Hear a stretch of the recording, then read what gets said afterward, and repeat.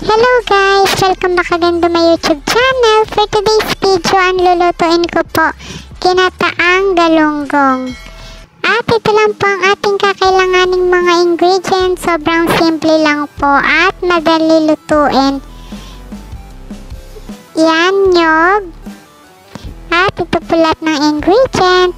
Bali, magprito po muna tayo ng talong. Ganyan lang po ang pagkahiwa ko, pero depende po sa inyo kung pwede po siyang pabilog or paislant or kahit ano pong paghiwa nyo ng talong.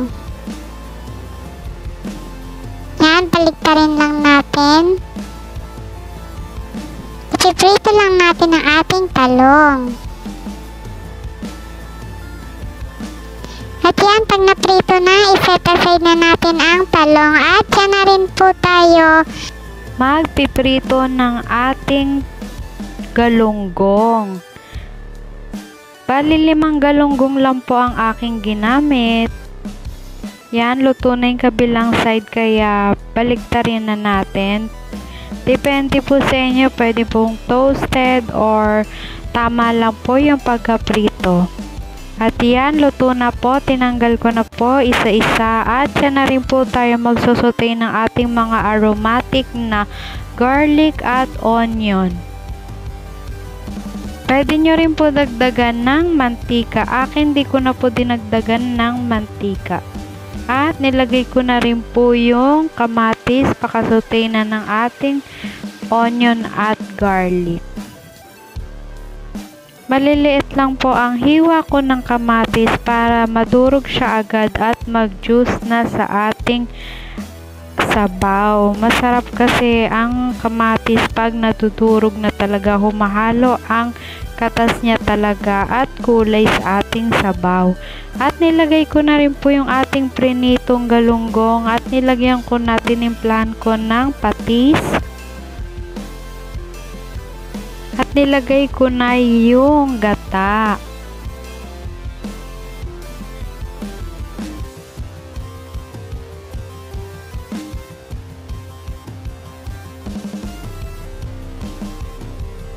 At pag nalagay na yung gata, nilagyan ko rin ng salt,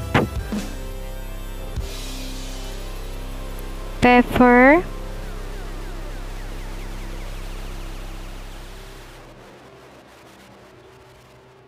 yan, baliktarin lang natin pag kumulo na. At isi-simmer natin ito. Masarap yung konti na lang yun sabaw. Pero okay din naman yung masabaw para mailalagay mo sa kanin. Dahil sabaw pa lang, ulam na. Sobrang creamy at magata itong ating ginataang galunggong. At nilagay ko na rin po pala yung prinito natin na talong. At yan, hintayin lang natin maluto. Konting simmer na lang po ito at luto na.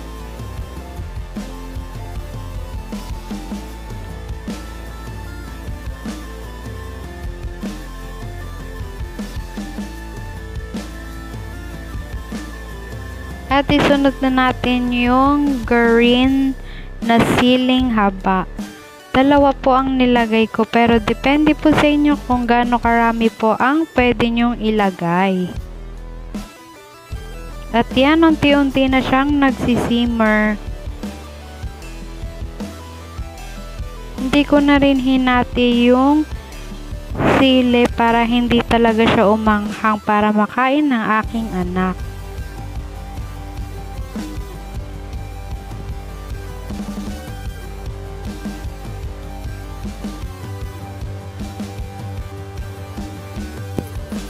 At yan, nag-simmer na, luto na ang ating ginataang galunggong.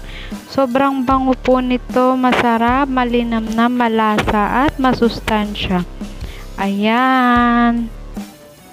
Nakikita nyo po, sobrang creamy at sobrang masarap, parang nagmamantika na po. Ayan, salamat po lagi sa nanonood ng aking vlog.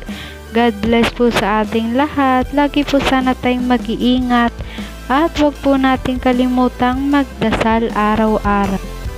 Like, share, comment, at subscribe na po kayo para update